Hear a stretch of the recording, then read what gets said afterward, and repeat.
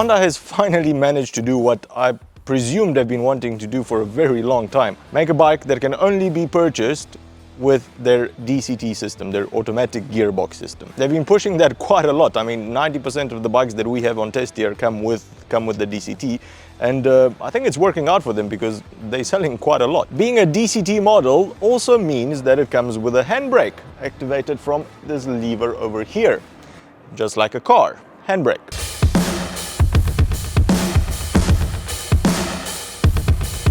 Honda got really bored one day and married a scooter with an adventure bike. They just made their own, segment of the market that didn't exist. This is the X-ADV, or the Cross ADV as I'm going to call it from now on, 750. It's both in the adventure segment and it's also in the scooter segment, the urban mobility solution segment. Now, I've been riding this for a couple of days now. It has been a ton of fun. I've gotten to know it, all of its good parts, all of its not so really good parts. So if this is something you're interested in, stick around.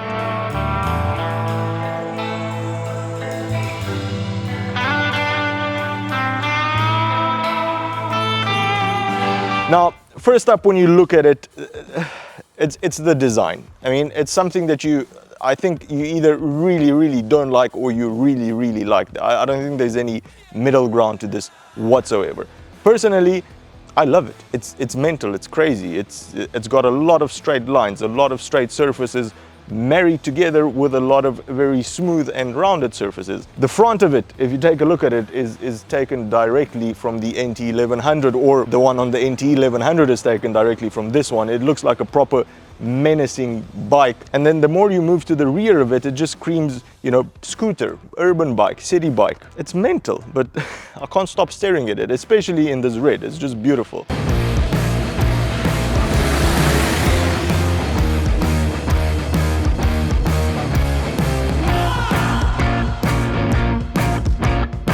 Engine on it, you can't even see it. It's just covered by all of this plastic. It's the same one as on the NC 750X and their other Forza 750 scooter, but it has been tuned differently than that. It still makes the 58 horsepower, but you get torque a lot more in the low range and mid range now, which is kind of what you would expect on an adventure bike. I know when you think 58 horsepower, you think it's going to be this lazy slouch. It's not at all.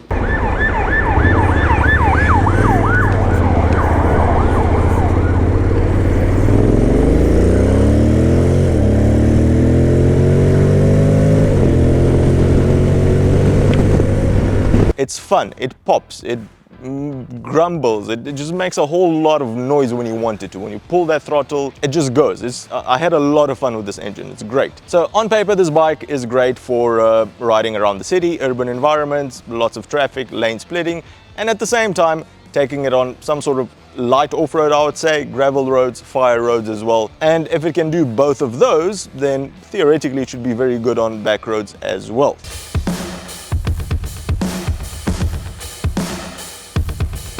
The seating position on it is very comfortable, in one word. I think Honda have nailed it here. Since they introduced this model a while ago, they have made little changes and facelifts and everything to that. They've made the seat a little bit narrower as well. So my final conclusion on it was that it's comfortable even for prolonged periods of time when you're riding it. Seat height is a very manageable 820 millimeters. Should be fine for absolutely most people. I'm 1.8 meters, 5'11". You can definitely be able to flat-foot it at traffic lights. And the seat itself, for both the pillion and the rider, I found it to be pretty much quite comfortable. It's not too hard, it's not too soft. And even after sitting in it for a couple of hours, I didn't get any back pains, any aches, so it's a good, proper, comfortable seat. I wouldn't need to change this at all. The riding position is very relaxed, it's very adventure-like. Your back is straight, your arms are a little bit angled, which is good. You don't want them straight. The problem I had with it in general are the floorboards. I'm not used to sitting in a scootery type of position. And I felt that my feet were just a little bit too forward. In order to not get cramps and not get your legs tired, you do want that little bit of an angle by your knee there, and this just, it didn't offer it to me. If they were a little bit longer towards the rear, I think they would have been perfect, but as it stands right now, not really the best position for me.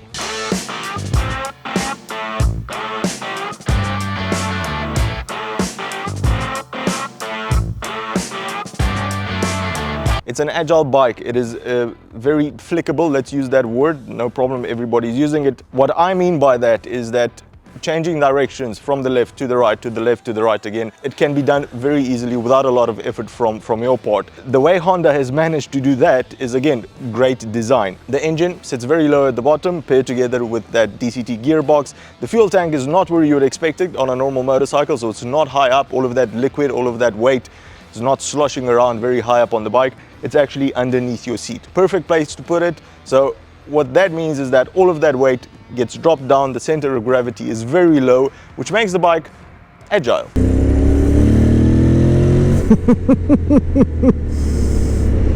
Lovely noise. Its weight is 224 kilograms, which I mean, it's a light motorcycle, but it's a heavy scooter at the same time.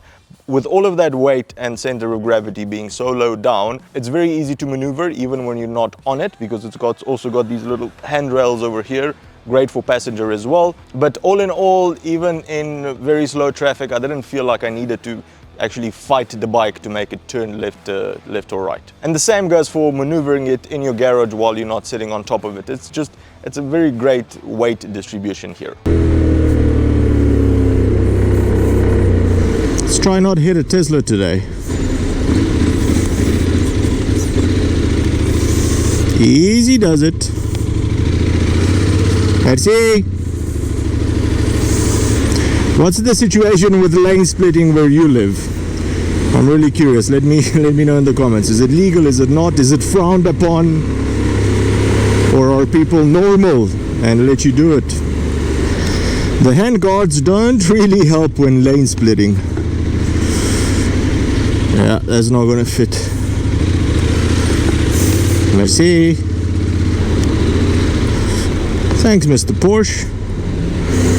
And we've saved ourselves at least another 2 times sitting at that traffic light.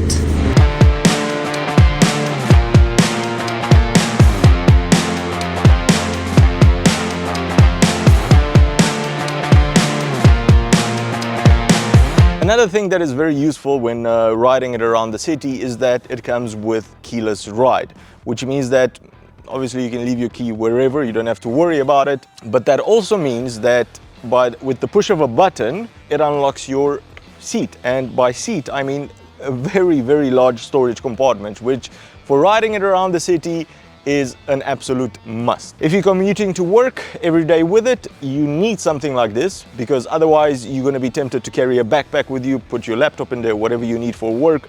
Now you don't have to. It'll fit very snugly in there. When you come back home, you pop over at at a shop, do some shopping. Where are you going to put it? Perfect place for it. It's quite a large one as well.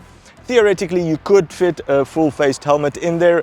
I wasn't able to fit mine at all in all sorts of positions, but if you have like a smaller city open type of helmet, that will easily fit in there. Fuel tank as well, there's another button over here. You press it, it opens a little flap, and then you've got access to your fuel filler cap. And then on this side, Honda has also, I like that a lot, they've also made a little cubby hole over here so you can put your phone or your gate opener or something to that effect. All of these, I'm not sure about this one. No, I don't think this one will lock. The seat and the fuel filler cap, those will lock when you actually lock the bike. The wonders of keyless ride. That, I don't know, should be standard on all city bikes. Don't have to faff around with keys, forget to lock things.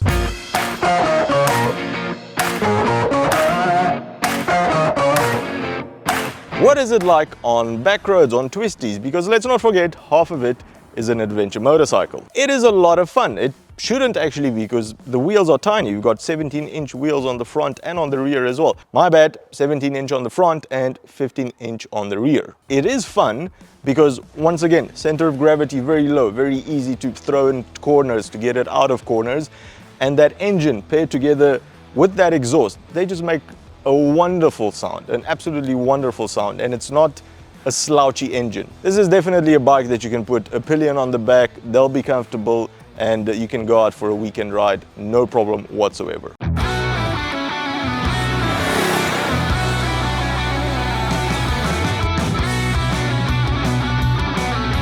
But now we come to the off-road part. What is it like on off-road? It's an adventure bike, or at least half of it, the front half probably. If we take a look at the brochure, at the spec sheet, you've got a 41mm fork on the front with 120 millimeters of travel, both on the front and on the rear, and then you've got a ground clearance of only 165 millimeters. I'm sure in the hands of a proper experienced rider, you could probably do a lot of off-roading with it, a lot of proper, but for most of us, basically sticking to gravel roads, fire roads. I mean, this could easily be a shortcut on your way home. Just a nice, unassuming gravel road that on other bikes, you know, you wouldn't even consider riding on. The X-ADV has no problem doing that, and I appreciate that. It's soaking up all of these bumps beautifully, up to a point, obviously. Not a lot of suspension travel, but we're doing 60 almost on this road. It's fine. I think that's where most of us will be experiencing the full impact of the adventure part of this Cross ADV. Suspension travel is just, it's too low to do proper adventure riding on. Ground clearance as well, you're definitely going to be bottoming it out if you start, you know, trying to do jumps or go over rocky terrain or everything. The tires that it comes with are a little bit adventurous. The wheels are spoked and they are also tubeless, which is great, wonderful. But I think the moment you start seeing any sort of mud, those tires are going to slip quite a lot, and they are tiny, so I wouldn't really go with this X-ADV on any sort of like forest where there's lots of mud, any sort of more difficult off-road. So keeping it simple, you can have fun with it, but just don't go crazy. Range-wise, under the seat is a 13.2 liter fuel tank. Theoretically, this should get you around 360 kilometers of range. From my testing, I got about 4 liters per 100 kilometers, maybe a little bit more than that, but I really wasn't babying it at all, so range sounds about right. The windshield itself is also adjustable with this little knob over here. That's always good on a bike. Brakes on the front are dual 300mm discs with Nissan calipers on there. They do the job just fine. That's not bad. That's very good. It's not very good. It's good. Good to very good. Another thing that I appreciated on the X-ADV is the fact that it comes with a center stand, and I would not have forgiven Honda for 13,250 euros, the price that this costs in our market over here, if they didn't include a center stand.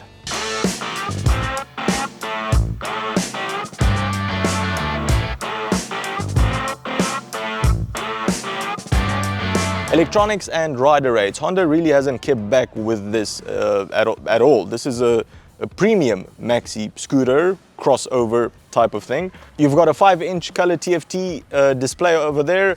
It's got the Honda design language of the software, which means that if you look at it for the first time, you're not going to understand what is going on absolutely at all on that screen. You're not going to understand how to change any of its functions.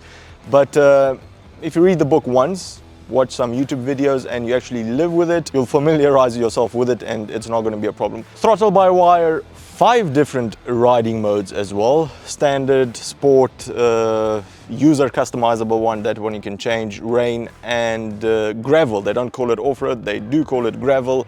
That one I found to be, I don't know, kind of useless on gravel, to be perfectly honest. I would rather set up the user one, because on the gravel one, the traction control intervention just came in a bit too fast. It would just cut out the power a lot faster than I would have liked. Taking a look here, you can change the power, the engine braking, the DCT gearbox, traction control, and the ABS. So very customizable, and again, once you get used to the way Honda just arranges all of its software, all of its information on the TFT, you'll be fine, no problems. So apart from the TFT screen, the throttle by wire, the riding modes, you also get a USB port and smartphone connectivity. So it's kind of, you know, very well spec'd up. I like it.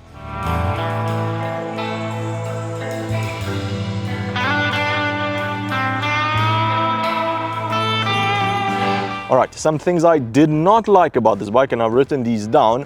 The keyless ride, the key is in my right hand pocket. It's always been here since I've gotten the bike. Sitting on the bike, once in a while you get these persistent errors that tell you that the bike is not really reading the key anymore, and you get warning lights everywhere at the bottom and on the left somewhere. They're distracting and they're not very nice. This is a new bike, so the battery over here can't really be dead. It's only done a couple of thousand kilometers. It's not that old, so I don't know what's going on there, if it's just this bike or if it's on all of them, but I didn't enjoy that. Turning off traction control, there's no physical button for that.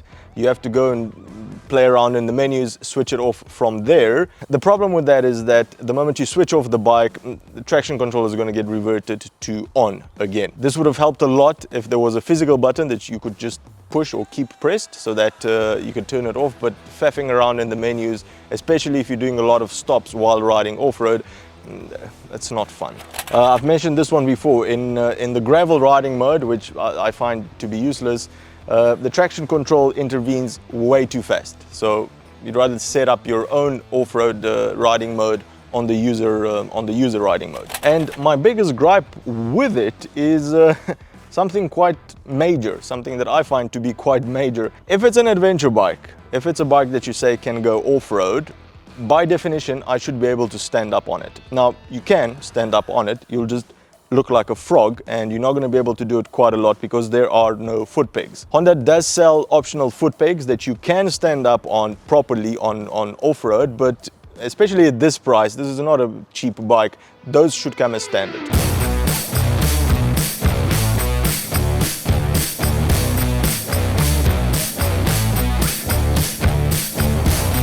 And that's about it with all the gripes. Not really a lot. This is a bike, I understand it, I like its idea, I like its design, but I think the off-road portion of it is not really something Honda took very seriously when designing it. You can go off-road with it in the sense that, you know, you can take your goldfish for a walk. You can do that. You'll have to get a little aquarium and walk around with it, a little bowl. Nobody does it. Very few people do it. So I don't think a lot of people are going to be doing off-roading on this. The moment you drop this bike, there are no crash bars to protect it. There's nothing. It's going to fall on all of that plastic over there. It's going to break it. I think light off-road to very light off-road is where you are able to have fun with it. I do appreciate the fact that you're riding on a big scooter that's properly spec'd up, and if you see a gravel road over there, you can just go on it. You don't have to know where it takes you. Just go and have fun, explore. I like those sorts of machines that open up, you know, a bit more possibilities than your standard city bikes, city scooters, maxi scooters. So my books, I like it a lot.